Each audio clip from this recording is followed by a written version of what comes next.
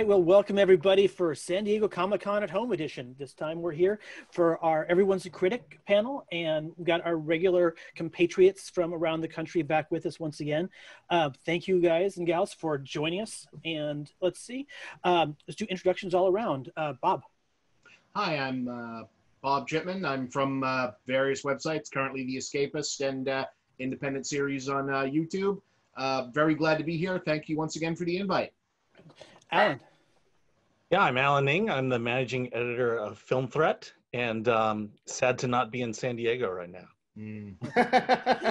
Mab.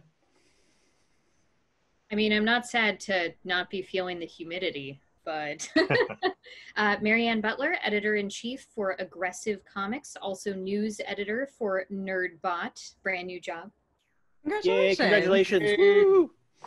Tom. Hi, also a new job. I am professor of communication and media at Palm Beach Atlantic University in West Palm Beach, Florida. Excellent. In Florida, have you moved over there already? Did you move? Not yet, almost. Getting there. Ah. Going to the other side, man. Bob, you'll have another one of us over there before you know it. Alexandra. Hi there. I am Alexandra August, and I'm a podcast producer at Skybound Entertainment. And before that, I wrote features for ScreenRant, Comic Book Resources, and Fandom. Awesome. And I am the moderator, Bill Waters. I'm right now with ScreenRant, SYFY Wire, and also with Nerdbot. And we'll be picking up kind of a couple months ago, we did this for the WonderCon edition, and we were all in the slowdown phase, and not a lot more content was coming out. You know, Netflix had kind of like dumped upside down the dumpster and was shaking out what they had in the international categories of stuff that they could put up. And now, you know, things have suddenly started to loosen back up and things are beginning to release again. So everything from stuff that's been hitting Netflix that was originally supposed to be going elsewhere. Hamilton's been announced that instead of next year, it's now going to hit on July 3rd. And, you know, we'll see what happens there. What do you guys think? Oh, did you guys see that Disney took off their 7? You can no longer get Trials of Disney Plus. Oh, really? Yeah. Which you can't get Trials of Disney Plus anymore. So like they announced Hamilton, and then you can also not get Disney Plus for 7 days. So you're making at least like a $10 commitment, which it's kind of fair. Smart on their part. Yeah, it's. Yeah. I'm so surprised they would do something like that. Yeah, I know. This is the shock look. I'm surprised it took most streaming services. I'm surprised it took any streaming service that long to be like, no, there's no trial period. You may not watch, like, you may not binge watch The Affair. Thank you very much. Go buy Showtime. Right. You know, it's the same way that, you know, there's other things that maybe it was good that they didn't end up taking the trial down. Like, what was it? Artemis Fowl. Woo! So have people seen that the wonderful experience? Unfortunately. Yeah, it was not good. Yeah. I mean, it was on the Disney schedule like early last year. Yeah. And then fell out. They were smart enough to know how good it was, and they yanked it immediately. Yeah, I feel like I haven't gotten around to it yet because other things were on my review schedule, so like I didn't have to. And I like seeing everyone like pile onto it. I'm sure it's as bad as everyone says. You know, like it didn't look great, but like also I missed that. Like this is we're starting to like hit the wave of stuff getting made into big stuff that I was just like in like the later high school heading into college, where this is like the nostalgia of a generation that I didn't even know existed. You know, I feel seen. I mean, like, I was sort of like, you couldn't escape Harry Potter. Like, I mean, I knew of Harry Potter because my younger sister was reading it in grade school, like growing up at the same fate as those kids. Like, I think she actually is the same age as Daniel Radcliffe, basically. Like, literally grew up alongside those kids in the movies. But, like, I was vaguely aware something called Artemis Fowl existed, but, like, I couldn't tell you what it's about or like, what it is, so I'll see it eventually. But, like, I don't have, like, whatever the blasphemy that this movie is committed is, I have no idea. I'll tell you about Ready Player One. It's just no good. That's the blasphemy Well, committed. it's blasphemy. It's nothing special. You know, I think what Disney's had problems with, especially with their adaptations, is they don't capture why people love the original source material in the first place. You know, Artemis Fowl is supposed to be a very popular book series. I've never read it, but it just doesn't capture why people read that book, why kids love that book. It's just the narrative with no heart and no soul behind it. I feel like that's always the first remake of a massive, of like a really iconic book or a very popular book. I think, I don't know, Wrinkle in Time is a really good example of that. Like they threw money at that thing from all different directions, but I feel like the actual soul of that book and what made that book really good and really endearing was lost among the, I would imagine, like 80,000 cooks in that kitchen in terms of the production. What's sad about Wrinkle is Disney had made it as a telefilm back in the day, and it was fairly faithful to the book, except for it had a TV movie budget. This one had a huge budget. They missed the point, and the kids were great. Why they marketed 3 grown women to a teenage audience, I'll never know. Why was Reese Witherspoon in that movie? Yeah. Why? Well, Oprah too. I mean, seriously. Oprah as stunt casting makes sense, just in an absurd level. I was just thinking of like, don't why? Care about Oprah, Indy, and Reese. I know. Yeah, that's true. Yeah, the marketing on that one was odd. My heart belongs to the BBC Lion, the Witch, and the Wardrobe adaptation. Yeah. So, like, I can't stand the modern CGI fest. Tilda Swinton is the best part of that film. Yeah. I have a hard time watching because it's like, this isn't Jardis. This isn't my Ice Queen. Why can't I just go back to terrible bucktooth beaver costumes? Well, it's when you have somebody in television trying to do an adaptation of A Wrinkle in Time or Lion, the Witch, and the Wardrobe, like they don't have any money. They are doing it for love of the game. They're like, no, I really got to tell this story. Like, it's not so they can impress you with special effects because they know they won't. So I think that's. Speaking of Tilda Swinton, can we get a petition going to get her to play Jareth in the Labyrinth? It'd be perfect. Yes. And if any character could ginger flip, because she's done that before in a movie. I mean. And she's not of this world. But she's played Bowie before. They played each other. So, like, this is a no-brainer. She's just doing it right now. Yeah. Alan, what have you had lately on your plate?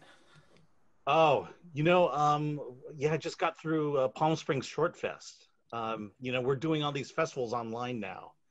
And it's a mixed bag. I mean, this is the first year I got to attend AFI Docs, but I didn't get to sing a single film. The one I did was all messed up in terms of the streaming aspect of it,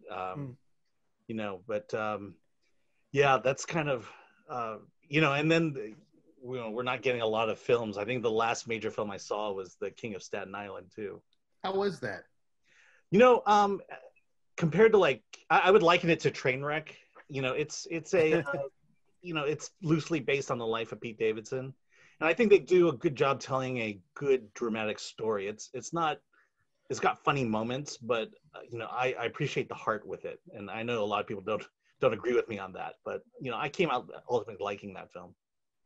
I like Pete Davidson's awareness and how public he is about his mental health. And it seems like he would be somebody who is at peace enough with himself to be relaxed enough in his own shoes to be as funny as he is. And then also the fact that he's so comfortable talking about what's going on inside his head made me want to, I haven't seen it, but it made me want to see that movie just because I felt like at the very least it'll be an authentic story to some degree and funny.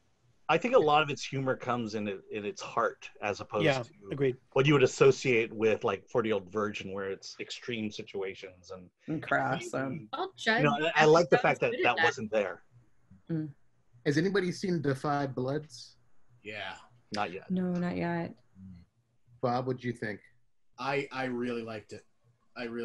I think my general read on Spike Lee, the thing that I like about his movies that are great and the things that kind of I think undoes the ones that are not great is he always makes a movie like it's the last time he's going to get to make a movie. So like whatever he wants to get in the movie, is in there, whether it's a good idea or not. So it's like if he's gonna make a Vietnam movie, every Vietnam thought in his head is gonna be in that movie, and it's a full meal. And I thought, there's like a lot of it. Like if these guys need to break character and talk directly to the camera, they're gonna do it, and you're gonna get that. And if he needs to do like a flashback, like a Rambo movie, he's gonna do it. And I thought it really worked. I was really into it, and I think. I don't know. Is it his best movie? I don't know. It's one of the most interesting things I've seen this year so far. And I think I appreciate swinging for the fences always, even if you miss a bunch of shots. And I think if they don't nominate Delroy Lindo for Best Actor this year, I think he should be up there just because it's a ferocious performance. Yeah, it's an amazing performance and fearless. Because, you take one wrong step with that and everyone's going to hate you more than they're supposed to. And he's usually the best guy in whatever movie he's in. And here, like, he has to. He's on The Good Fight on CBS All Access. You liked it more than I did. I didn't hate it. It seemed that there were 3 movies in there competing for primacy. And, I was really into the one they started to make, and then when it switched to movie 2, I was like, and when it switched to movie 3, I'm like, but I need to watch it again. For me, Spike's unmitigated masterpiece is Do the Right Thing, and sadly, it's as relevant, if not more so, 41 years after it was made. I have never seen that movie until 2 years ago, and was just kind of looking around a theater. It was at the TCM. They did a little, like the TCM festival. They did a little panel beforehand, so it was a really nice in-depth experience of that film. And it, I just kind of like was looking around, being like, this is the same. Like nothing has changed. It felt like it felt like it easily could have played in a 2019 theater. And so everybody would have been like, people who've been killed by police. That's the difference.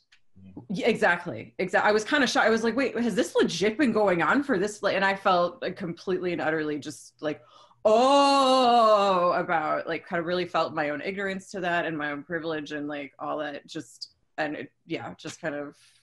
It's really, I agree. It's a really wonderful, wonderful film. It's his masterpiece. Although Malcolm X is pretty good too.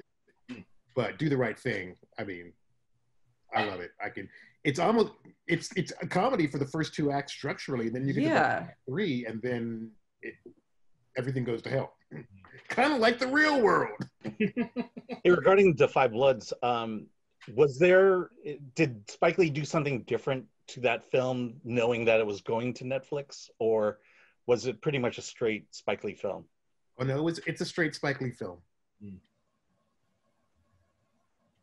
Yeah. I think Netflix put the money up from the beginning for that one. I think it was like that was financed from start, like The Irishman was. That was like they put that like whenever that started producing, like that was like from the right after Black Klansman, they kind of like put the money up for whatever his movie was. Yeah, but with The Irishman, only Netflix could make it a 3-hour movie. Right. There was no way it was going to be like that. 3.5 hours. Yeah, 3.5 hours. Oh my God. Well, just remember that originally Scorsese was saying he could make it 12 hours if it was HBO. HBO was like, yeah. It's nice. That's nice, Marty. But no. I'm from Northwest Ohio, where that road trip took place, and like there are weird details that were wrong that really bothered me, and also the fact that Al Pacino as Jimmy Hoffa, I was like, but Jimmy Hoffa is from the Midwest. He was not from what? Hey, I love Scorsese normally, but it was just like, wait a minute, come on, you gotta, Yeah, agree. He was trying with the accent. He was trying. Trying, but he was making a game effort of it. He was, but it like somehow backfired, and he went even more extreme to his own accent. I actually really liked that movie. I found it really gripping. It was just kind of odd to me. I was like, no, it's called I-80, not Interstate 80. Marty, go to where's your second ED? Come on. Yeah, I got to see that in a theater, and I had a very strong bladder that day. No intermission? What was that? No intermission? No, straight through. Oh wow. You know, and it as long as it did feel long, but I was in it the whole time, which is good for a long movie like that. Yeah, I feel like I would like that more than I did. Like, I liked it. I feel like I would like it more than I did a lot longer than just a little bit longer. Mm-hmm. Like, I feel like it's a little too long as it is now, but if it was like 12 hours long and it really was just, look, you're not watching this in one sitting. This is like 5 episodes of a limited series. To find, like, chunks of it, that would actually be a little better. Yeah. I'm with you there, because it really is telling such a, I don't think, as somebody who's been aware of the Jimmy Hoffa story, it's not as big a scandal as it's not as big a conspiracy theory, I think, as Who Shot JFK, but it's definitely interesting. And I don't remember, and correct me if I'm wrong, I don't remember anything in the last 10, 15 years that really came out with a strong point of view on what happened. And Not that really. being this, I think, could have sold as a limited series. Yeah, well, I mean, I'm sure there are some people that, there was a Hoffa movie 20 years ago. Yeah, I remember that one. And then it wasn't a big deal. The movie wasn't a big deal. Yeah, it was just kind of, yeah. I had forgotten about that till you mentioned it, Bob. I remember the trailers. It was just Hoffa. It was so dramatic. Yeah, and even as a kid, I think I was 10 when that came out, and my grandfather was very interested in, it's like, oh yeah, I'm gonna go see Hoffa, and this would be a thing that he would talk about with his other old man friends. At the time, 16. I remember thinking that he was as a kid, because I learned about him through the fact that he was missing, that we don't know, who's Jimmy Hoffa's in your closet, clean it up. That's how I first encountered him. And for, there was at least a couple of years there where I just assumed he'd been abducted by aliens, or there was something really much more strange. And then I remember finding out that he was this affiliated with Midwestern unions and might have been killed by the mob. I was just yeah, I didn't even know that happened in the Midwest. Awesome. Who is this guy? Yeah, no, there was this whole I feel like as a kid in the 80s, kind of coming in for the whole end of the mob being a thing. Yeah. And not really knowing what exactly was going on with it, and then only later finding out it's oh yeah, no, these were real random dudes that your uncles and stuff, so here on the Northeast, yeah, who that your my friend's dad or my friend's grandfather actively worked for the mob in some capacity, and it was just he wasn't part of the family, but he that was normal, and it yeah. Yeah. Look, I can walk out of my house, get in my car, and drive 5 minutes to where everything in the Whitey Bulger movie happened. I can just go to Winter Hill, and it's all there, and every dumb asshole that I grew up with, either actually knows a guy, or knows a guy who claims to know a guy that was involved in all of that stupid shit. They're all a little proud of it. Which was the most small time dumb shit. Their whole they were running scams about High Lie. I remember being really impressed. That's not the case in Bugsy, and that I remember learning about Bugsy Siegel and being whoa, that guy. Bugsy Siegel actually deserves mafia stakes because he created Las Vegas. Holy shit. And so, okay, you totally deserve that. But then there's I remember watching Goodfellas and seeing what these guys, I'm you still live in kind of a shitty house on Long Island. And, come on, you're risking your life. I would, no, yeah. It's, I still love Goodfellas. It's one of my favorite movies. Oh, 100%. All the time. Yeah. Has anyone Lauren watched Bracco. Capone? Oh, not yet. Yeah, I saw that one. That was crazy. Actually, we interviewed Josh Trank about that, and it was the feeling I got from that interview was Capone was less about Capone, but more about Josh Trank. Yeah, and about his career with rehabilitation he went through with Fantastic Four and Star Wars. That this was his catharsis, and he decided to cathart through Capone. Yeah. I think he's been going around making amends to people because a screenwriter buddy of mine, Mary Ann, knows him. Basically, they had a disagreement years ago, but Josh called and smoothed things over. So our mutual friend is back on his side, which I believe in redemption. So, Yeah. What was his, what did he, I reread that when Capone came out, but like, what happened to him again? Did he? He was notorious for being more than a bit of an a-hole. And Okay. And Four Stick was kind of like the straw that broke the camel's back. So my theory is somebody at Fox called somebody at Disney and said, do not give this dude a Star Wars film, which they ended up not making the Boba Fett standalone anyway. But so he had to do time in Hollywood jail, but he's clawing his way out, which, good for him. My understanding that I'll hedge very carefully is that there's a public-facing side to that and a not public-facing side to it. And the not public-facing side to it is not happy on his end. And so if he's like coming back around, that's, I also believe in, not to keep pushing our site, but in the interview that we did, he talks about Twitter news basically, or fake news. Yeah. And that a lot of the rumors and stories that came out about Fantastic Four and Star Wars just wasn't true, and that he was unable to defend himself or talk about it.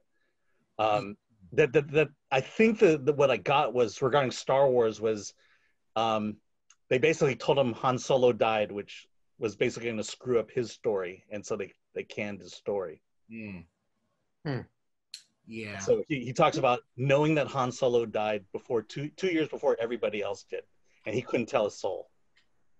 I would just be annoyed if that were me. Like, Yeah. God, I gotta be really careful when I drink, and I gotta constantly think about it, and I can't talk about it with anybody. That is every filmmaker on Twitter ever. Yeah. Let's be honest. And Fox is, well, when Fox was a thing, Fox was notorious under a certain executive who is now very highly placed at Sony. So good luck to everyone at Sony. Was notorious for, just running any filmmaker who was not, didn't really have clout to, override a producer, just running them absolutely ragged. And then if things didn't go well with the release of the movie or the way that they thought it should go, it was their fault and they were difficult to work with. They caused problems on set. They were difficult. And, and this is what they did to, a filmmaker or filmmakers, plural, who were like white guys, who, so just think about what happened to anyone who was more marginalized working at Fox. Except, although Bryan Singer got away with everything because he had a name. Fox protected the hell out of Bryan Singer. And look at him. Until he didn't. I would love to curse, but I know we can't because Comic-Con, but this is when it would be Bryan Singer, string of redacted curses. In defense of Fantastic Four, though, I loved the first half of Fantastic Four. It's the second half that just fell apart. In a sense, I think a bunch of suits got in and ruined the movie at that point. Yeah, I mean, I've seen the notes and the breakdowns for what that was supposed to be, and I still don't I don't like it, but it was a bigger thing. It was definitely ambitious. They were doing something else. They were trying. It certainly wasn't, just a guy stomping around a science lab. Yeah. The biggest problem is the best Fantastic Four movie made to date is The Incredibles. Roger Corman. Oh, sorry. Is Incredibles. Although I like the Corman. I like the Corman quite a bit. I saw a bootleg copy of that, and I watched the documentary about why that never saw the light of day, officially. Yep. And actually, that kind of goes back to Alexandra's comment about, again, when you don't have the money and you have to have the heart of what it came from, and that's what the Corman version of it did. It had shit for effects. Yeah. But as far as just, it obviously loved the source material. They were having fun with the characters the way that the comics knew them at the time. And so that would have worked better. then again, you give them too much money and say, here, go wild. Too many cooks. Yeah. Well, yeah, I mean, the Fantastic Four one, the only thing wrong with it was that they didn't tell the people making it that they had no intention of releasing that movie. Yeah, the documentary is on Amazon Prime right now. Yes, it is. And it's a terrific watch. Yeah, in fact, FilmThreat was the on-set reporters for that movie. That's so awesome. Were you there during that time? No, but Chris is all over that documentary. Oh yeah, he is. That's the one thing I kind of miss about moving to my current job. Set visits are dope. I still have to talk about mine yet, and I'm very upset about this because I want to talk about it so bad. So when do we get to talk about yours? I have no idea when. That's the problem. Yeah, NDAs? Mm-hmm. Yeah, this whole thing, this never happened. That or actually the, let's see, what do we got going on? Some of the productions are starting back up with their reshoots and picking things back up again. They're talking about the pickups for Dune starting to happen here, fairly soon. August. Going back to Budapest to the studio where they did Blade Runner 2049, where they did The Martian. There's no real mention as to what these reshoots are, but considering that studio has desert capability, it could be kind of anything for that film. And then the story this morning was that The Witcher is going to go back into season 2 production starting in 2 weeks? I think it's like July 5th that they're starting. How far did they get into season 2 No one really knows. They're not necessarily saying that, oh yeah, we stopped filming. They just said we halted production and now we're restarting production. So it's unclear if they had even started filming yet. But the press release this morning was, oh yeah, we're restarting production.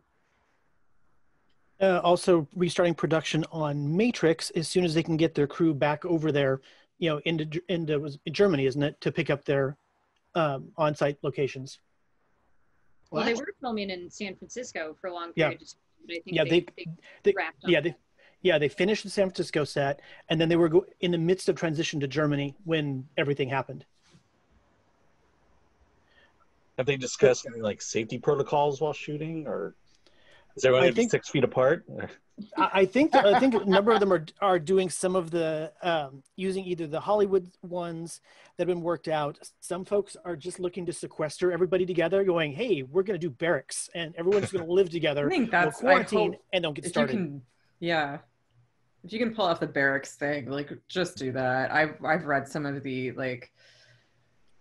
I don't know, even just a restaurant, even just the extra work that restaurants are having to do in order to be compliant and to be actually safe. When you consider how much of a film set is people touching the same stuff over and over again,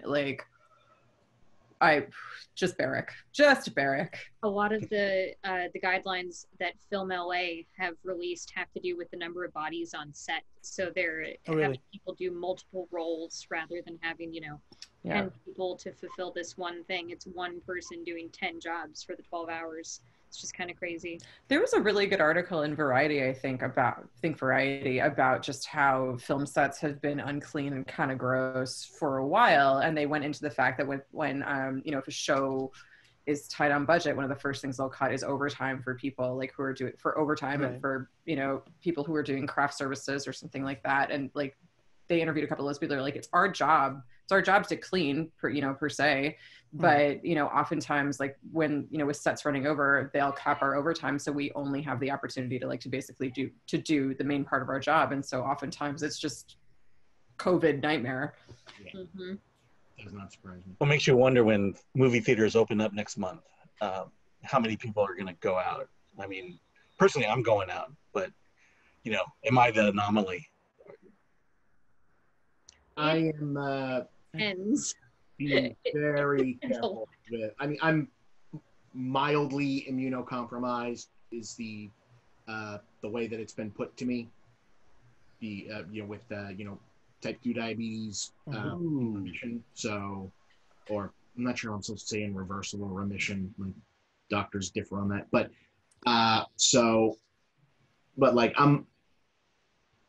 I'm not in a rush to go out. I'm probably going to have to for screenings or just things that I like need to see. But, I'm not like flying out of here first chance I get. Right. Until I and I'm going to hear from people. Like the restaurants are open right here now. Even, like forget the safety thing. I'm not going to ones until I like check ahead and find out that it's places that aren't making things a nightmare for their servers. Yeah. Because I don't want to be the asshole, who's there, giving it. I've done I'm like, 50% tipping on takeout because I feel like an asshole because I know these people are getting screwed over.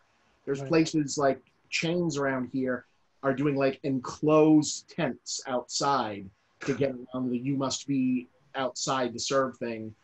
People, to still technically be outside. And it's like, I would feel bad going in and like, having like a waiter come over and like, because I know they have to scrub up and whatnot. And I'm like, I feel bad. I think it's interesting that AMC very quickly reversed its stance last week. Yeah. Because I had, A-list and took advantage of that until the COVID struck. But when they said we're not going to require our guests to wear masks because of politics, it's like, dude, this isn't a political issue. This is a safety and medical issue. COVID doesn't care what party you belong to. COVID will kill you, whatever your party is. COVID don't care. Yeah, COVID don't give a. Then again, isn't AMC a couple of years ago, was it during Sundance where the president made the comment going, we're thinking about having some screenings where it's okay to use your cell phone during the movie. Oh, and I remember that. It was AMC. And it was about 2 days later where they're like, or maybe that was a really bad idea and let's never talk about this again. Yes. I remember that being like one of the, like, I tend to be pretty good at just like numbing stuff when a big corporation that I have nothing to do with and no say over does something. I try to just emotionally compartmentalize my reactions and stuff like that. But when AMC was like, we're going to test out phones in theaters, I was like, no, you are not. Do not let people think this is, do you know how hard it's been since the advent of the cell phone? Sorry, Bill, I'm not supposed to, sorry. It's fine. Hey, that's only one so far. You're fine. AMC has been the absolute worst about this kind of thing for a long, long time.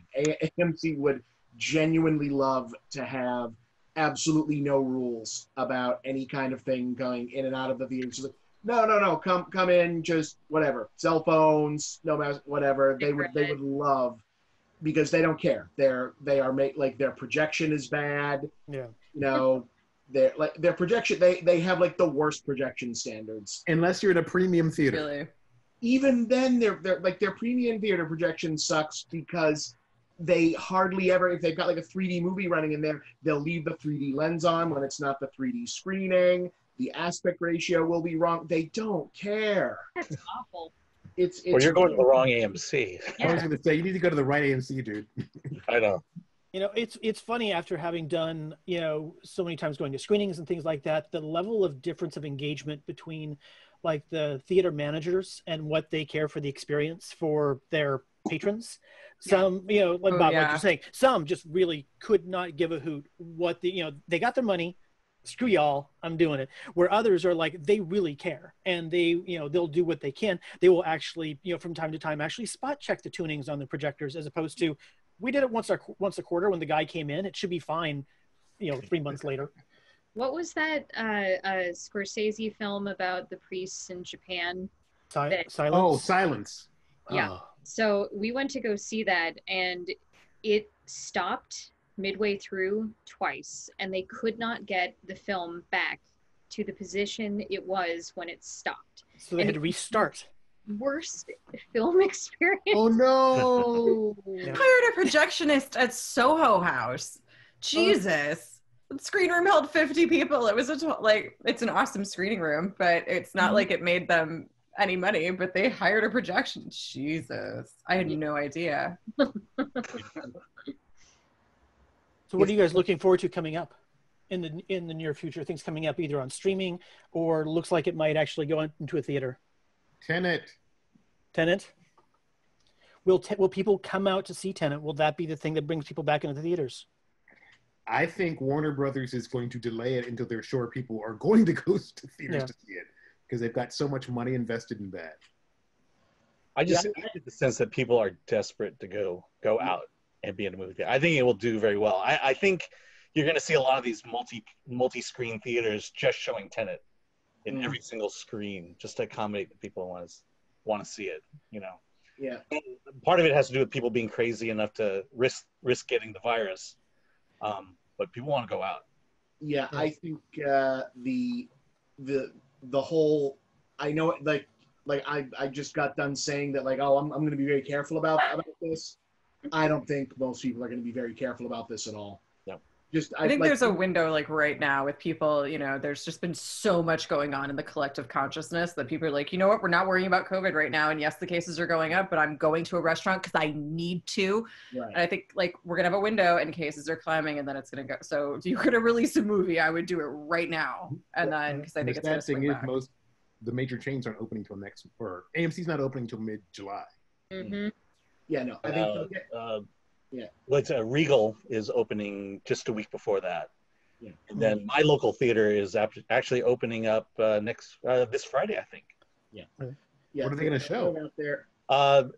Trolls World Tour.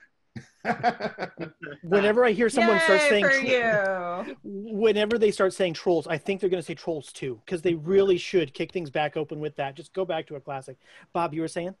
Oh no, I think that Tenet will open. I think it'll open when they say they're going to bring it out, because, like, at this point they've made too big a thing of it, and if they don't bring it out, people are going to, like, make fun of them forever, and it's going to override, like, whatever the movie's about, unless whatever it's about is, like, some huge, amazing, game-changing thing, and not another Christopher Nolan, oh, we did an editing thing that's a metaphor for the plot of the movie, aren't I clever, kind of thing.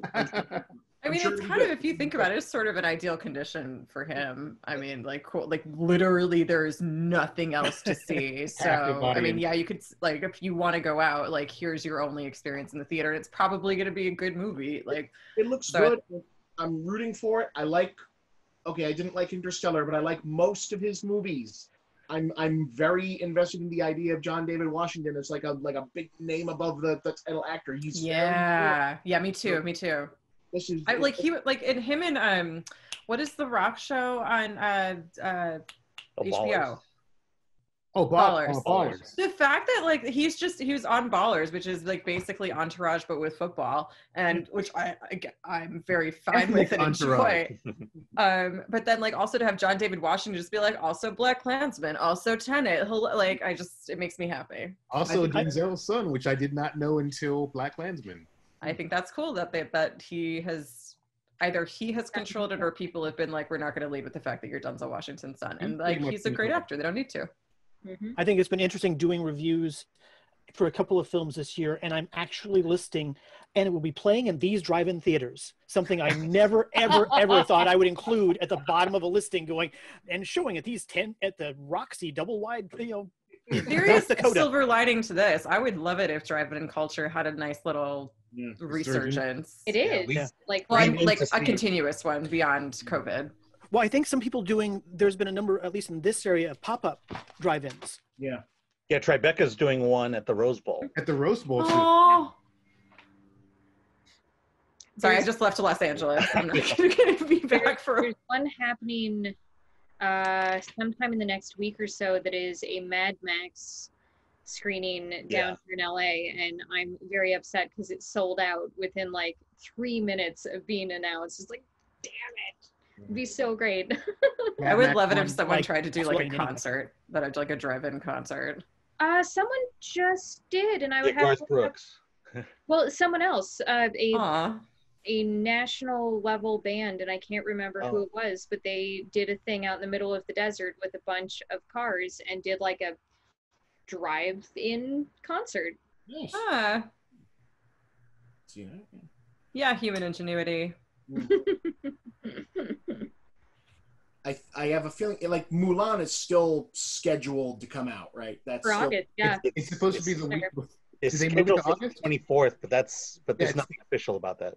Yeah. It's supposed to be the week before Tenet, but that might change because Disney's not promoting it at all. at the moment. And Disney, we know Disney likes money. Yeah, right. And they're not. And well, the thing is, they're not going to move that to Plus because they've spent too much money on it. No. And it has to come out in theaters here, so it can come out in theaters in China.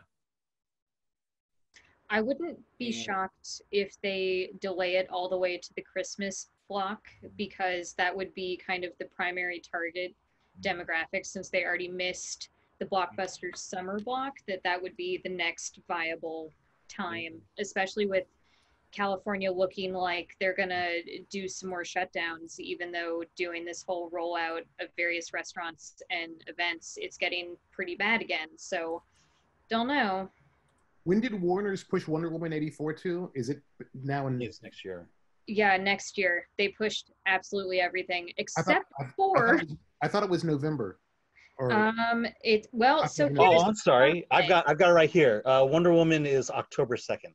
Yeah, here's the fun thing. They released 2 dates within half an hour of each other. The first date was Thanksgiving weekend, and I have screenshots of them posting that to the official Twitter and the Facebook account, that it was freaking Thanksgiving weekend. And they did that whole video and photo montage of the marquee with the dates on it, and it was Thanksgiving. And then they suddenly deleted all of that and reposted it for October 2nd. And it was like, which is it, guys? Black Widow's opening in early November now. Yeah, November 6th is Black Widow. Soul comes out November 20th. Yeah, which is the that Pixar one. I film. can see them moving to Disney Plus. I hope they don't, but With Soul? yeah. I don't know. I can't imagine a Pixar movie going straight to Disney Plus. I can see them moving a Pixar movie. I don't think they're going to move a Pixar movie that they already made a giant deal out of as being the first Black Pixar movie. Mm-hmm. Yeah, good point. That would not be a wise move in today's environment. They're not going to send that to Disney Plus. But they say jazz in it. I believe that's what happens. Unless, but I mean, I think that would be, I think that people would like call them on that and say, hey guys, no. I will say the movie that's coming out when theaters open is Unhinged with Russell Crowe. Oh. I have no idea what this movie is about. Neither does he. I like Russell Crowe. What else do you need, Alan? He's kind of. I encountered him a fair amount at my. I don't know why I'm dropping my old serving job, but he was somebody who was kind of everything you wanted him to be, which was not always very convenient, but he just definitely, like, he's always struck me, like, the weird 2 times that I met him in person, just encountered him at work, of like, cool, I think you're a creator first, and I like that about you. You're a weirdo, and you're playing music in the middle of our restaurant for some reason. But is that his, like, Taken movie? I don't know. I feel like there is fridging involved in this movie. Yeah. Oh dear. Because I think I saw, I feel like I saw a Russell Crowe trailer that I was like, oh wow, it's weird that he hasn't done this yet.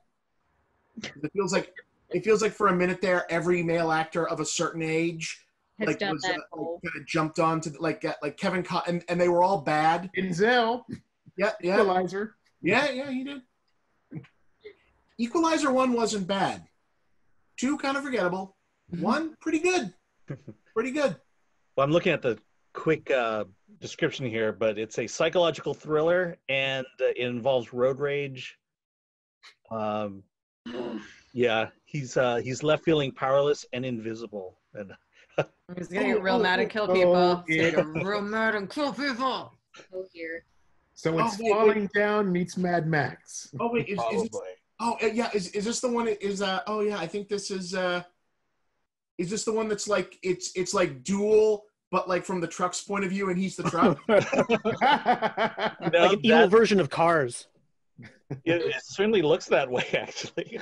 I think this is, or maybe more like what was the Duel remake where the guy was on the CB radio as well? The one by Abrams. Yeah, kind of. It was. I'm blanking. Smokey and the Bandit. No, I think Paul Walker was in it. Yeah, it was Paul Walker. Yeah. It was. I think it was Joyride. Yes, Joyride. Oh yeah. Yeah. So this is like Joyride, but Rusty Nail is the protagonist, and it's Russell Crowe. All right. Yeah, I can groove on that. Yeah, because I saw the trailer, I was like, okay, yeah, I can feel that. Actually, have people all seen, was it Last Days of American Crime in America, or whichever it is, the Netflix? No, the 0% film. No one Yeah, has watched that's the one. Number one, how rare is it for a Netflix original to get a flat 0, out of a large range of critics? Ooh. And actually fascinating if you want to try and watch something, because it is 2.5 hours long. Needs to not even be 87 minutes, but it's 2.5. And if you want a good example of what a bad movie is, it's just an action flick. It's basically the government has come up with a thing that's going to send a signal, and as soon as it gets to people, they are inhibited in some way from conducting crime. So this crime family wants to do this last big heist before, kind of get in through the window before everyone gets shut down, so they can't do crime. And a lot of people are running off to Canada because you can still be free and do crime there. But so you've got this whole thing, and it could be fun enough, but you don't care about anything, and nothing makes any sense, and it's totally convoluted, and it is surprisingly not good in a kind of way that you rarely see from Netflix. Wait. The premise of the movie is that someone invented a button that's going to turn off everyone's ability to do crimes. Yes, you cannot, if you are aware that something is illegal, you cannot do it. That's like, I would have come up with that in like 3rd grade. So I'm not exaggerating. So it's like, yeah, but however, being very timely, everyone that's part of the police force, they have a inhibitor in there, so they can still do crime, because they would have to use force on citizens to be able to stop them from doing something, evidently. How that do it. Yeah. So it's so again, one of those timely sort of things, but it's like, it's, a lot of times we have readers and they go, oh, it's a bad movie, what makes it bad versus not? You can give this to them going, look, it's a bunch of kind of action-y like sequences, but just nothing feels compelling. You just don't care, and you're wondering how in God's name are they just dragging this 2.5 hours long. And there's whole segues of 10-15 minutes worth of time that's just it's surprisingly not good. It sounds like dumb Clockwork Orange. That's the stupidest thing I've ever heard. You've sold this to me. I'm going to watch this now. Yeah, I'm curious. It took me 3 nights to try and chew through it like 30-minute blocks at a time, just because. Wow, you're persistent. Wow. I was more fascinated, going, how does this really? And plus, I have given colleagues crap before for leaving screenings early or whatnot, and then they go write some huffy chest thumpy thing. And it's kind of like, all right. He wouldn't let me leave 2 screenings. Dude, if I had to sit through the reboot of National Lampoon's Vacation, I can sit through anything. I said we should leave. Bad. That was bad. That looked bad. It was that bad. And Sausage Party. I'm like that. You hated Sausage Party with passion. Mm-hmm. Yeah. Mm-hmm. Actually, so just have questions. Of the things that you've done while as a critic, sitting there watching a movie that you have wanted to Coyote Ugly your arm off of to get out of that theater because it was so bad, what movie would it have been? Passengers. Passengers? Okay. Ooh. Bob? Ooh. Gosh. It's that moment when you walk out and your rep looks at you, your allied rep looks at you for your statement, and you just kind of shake your head at them like, you made me sit through this? I apologized later on to our rep because of what I told them after we left Passengers. I was so angry. Yeah. I'm trying to think if I ever really, because the thing is, usually when something's that bad, I actually start enjoying it. Yeah. Like if I'm bored, I kind of like zone out. Like I'm just like for me with Vacation, it was more that some of the jokes were so offensive, because the original stuff were kind of funny and it was, parody, but the redo thing was so crass and so gross and made me actually leave the theater not really ever wanting to watch the originals again, because I was so mad at the whole thing and how they kind of pivoted it. I'm like, that's just, and that's saying a lot, because I watched European Vacation, and I still watched 3. Alan, have you read? I'm trying to think. I know there's one, but it happened so long ago. I forgot what it was. But I remember looking at my watch, going, okay, 90 more minutes and I'm out of here. And, I mean, I will say I'm one of the handful of critics that actually like cats. So you were the one. On so many different substances. Yeah, if you look at cats. the Toronto Tomatoes rating, I'm right there. Alexandra? The one that I should have gone with, and I leaned hard into my positive review of it, was the Happy Time Murders. But they gave us, I was at an ArcLight and they were like, cool, here's your concession thing. And it also buys you alcohol. And so, which is usually not the case. Like usually you'll get like a popcorn and a Coke and it's been sitting out for a minute. So to have someone, like I was kind of running late and I like the Muppets and I like the story behind this movie. I like that it was kind of an improv based, it had grown out of like the weird Muppet improv theater that existed for a while at Jim Henson Studios. And it's amazing. Yeah, it's like that to me. I used to do a lot of improv in LA, and so that just like to me seemed like a really fun success story. I love the cast. I'm if you're gonna put Maya Rudolph and Melissa McCarthy in a movie together, I'm gonna go see it. So I was looking forward to it, and then they were like, oh, and I was running late and I felt bad, and then they were like, cool, here are your 2 tickets for concession. So I got 2 large glasses of wine and wrote a glowing review of that film. Because I also genuinely had a good time, and then like everybody else hated it, and people commented on the review being like, did you watch it? What? And I doubled down. I wrote what I was like, maybe it was a victim of its own marketing. Maybe people set poor expectations. And the further away from that movie I've been like, no, it was bad. And you were Well, I get anonymous comments about people liking cats as well. So there's an audience out there. It's the director out there trying to, sending those from time to time going, hey, it wasn't that bad. Just reinforcing my opinion. I think, like, not as a critic, but like I think the only time I've ever like walked away from stop watching like a movie was like as a little kid, I remember, or like as a child, I viscerally decided I hated this forgotten comedy called Nothing But Trouble. With Nick Nolte and Julia Roberts? Or no, that's I Love Trouble. No, I Love Trouble. Nothing But Trouble is Dan Aykroyd and Demi Moore and the crazy house.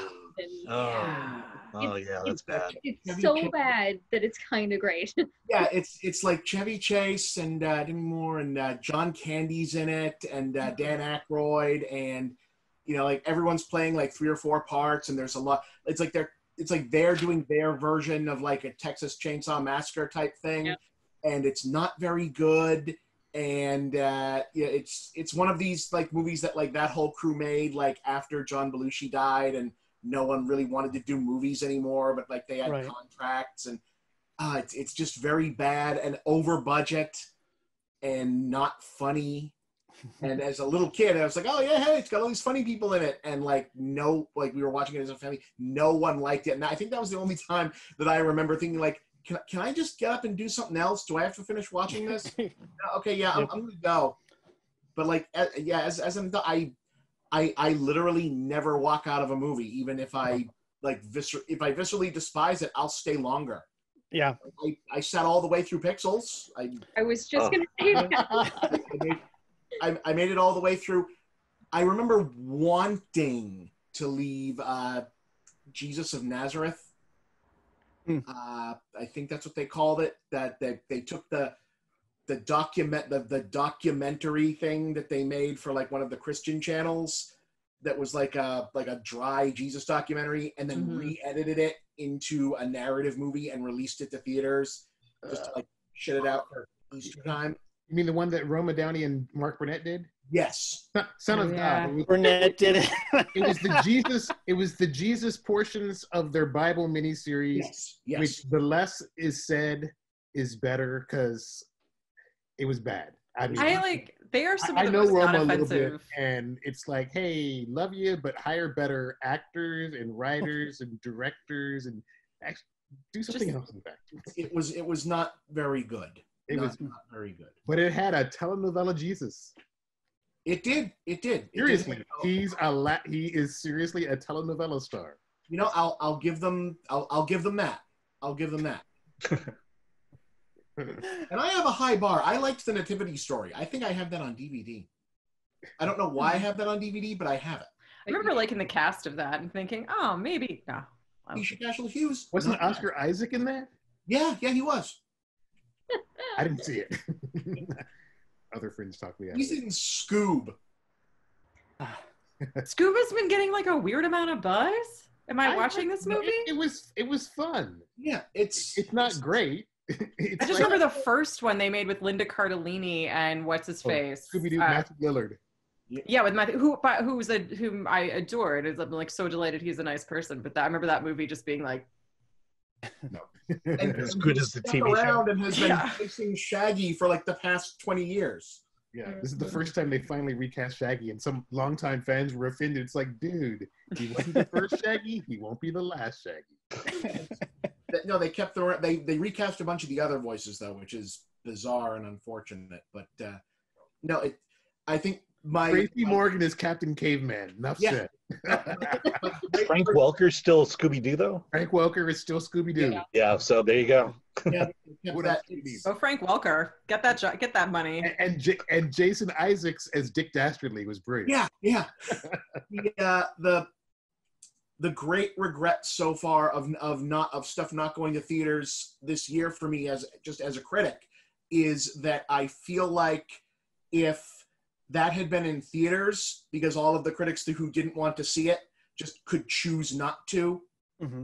I feel like if that had been in theaters, people in film critic circles would still be talking about how bizarre Scoob was, because it's really unnecessarily overplotted and strange for a Scooby-Doo like reboot. Like there's a lot, and I mean a lot of, like, they told like, unless the story is like, hey, this dog kind of talks. It should not be. There's a lot of mythology in Scooby-Doo now, thanks to because they're trying to launch the Hanna-Barbera cinematic universe. Oh my God! Hanna-Barbera has had a connected universe since the 70s with Yogi Gang / Yogi's Ark, followed by Scooby's Laugh Olympics. So all these people saying they're trying to connect, dude, they've been connected for decades. Is the Space Ghost, like late night space? Is it like the nighttime talk show Space Ghost? Yeah, is Space Ghost Coast to Coast considered part of the Hanna-Barbera cinematic universe? Because it should be. The HBCU. I think the intention is to get there in some fashion, because like do people give a shit about spoilers for Scoob? I don't. Let her rip. For a while, dude. It's been out for a while. Because spoilers for Scoob. Because like the background of this movie involves the Blue Falcon and Dynamite. There's like references to the Impossibles, Johnny Quest, Jabberjaw, the Herculoids. I'm sorry, no Herculoids. No Herculoids. Like there's the squid thing is in the background somewhere. Grape Ape and Magilla Gorilla, Captain Caveman, and One Teen Angel is one of the leads. Yeah. The background mythology of it involves Dick Dastardly needs to collect the skeleton of Cerberus, the actual Cerberus, and Scooby-Doo, who is important to unlock the gates of Hades, because Scooby-Doo is a descendant, the last living descendant of Alexander the Great's dog.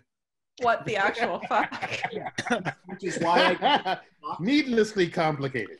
Which is it? One of the pieces of Cerberus's bones is held by Captain Caveman, and this is important because he needs to rescue Muttley the dog from Hades, where he's been trapped for however long, because they accidentally opened a Stargate at one point. That was season all they really need to do of the original series.